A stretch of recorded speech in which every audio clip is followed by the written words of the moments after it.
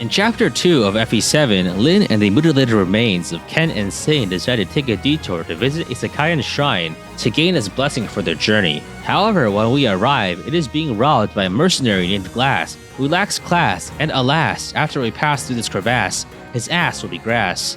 This is a seized map, making the tactics rank an easy 1-star. Survival on this map will be 5 stars as Lyn is my only character, and as for experience, getting through this map without gaining too much experience will be extremely difficult.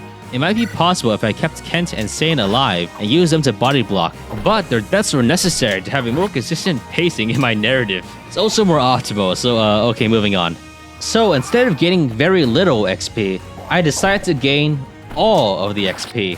I break the wall and I kill everything on the map except for one bandit in the lower right corner. For the boss, I obtain the vulnerary, which is the only drop from the map.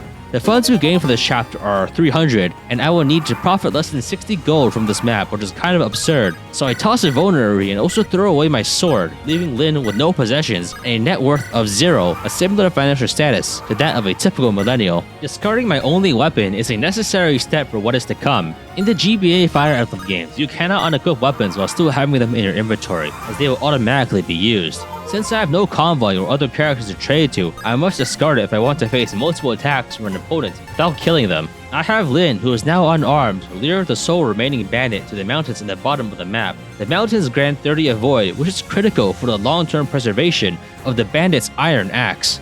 I then proceed to repeatedly spam end turn and dodge the bandit's axe over and over to gain 1 XP per turn to power level Lyn to her level cap in a process that should take around 2,000 turns. The 30 extra avoid from the mountain terrain, as opposed to say for example 20 avoid from a fort or forest, is critically important because it is possible for the bandit's 45 use iron axe to break on the way to level 20. On a fort, the bandit's displayed hit will be 25, but on a mountain it's 15. Because of the way that true hit works, the actual hit rate of the bandit will drop from 12.5% to 5%. We can calculate the number of expected iron axe uses by factoring in how often the bandit will miss. This will also be the total amount of XP we can gain from this one bandit. Simply divide the number of uses, 45, by the true hit rate. On a fort, we will get 360 hits, or XP, but on a mountain, we will get 900, enough to level up 9 times. This isn't enough to get to level 20, but by leveling up and getting stat increases in speed or luck, Lyn's avoid will be increased, and this will increase the expected number of iron axe uses and XP gained by reducing the bandit's accuracy.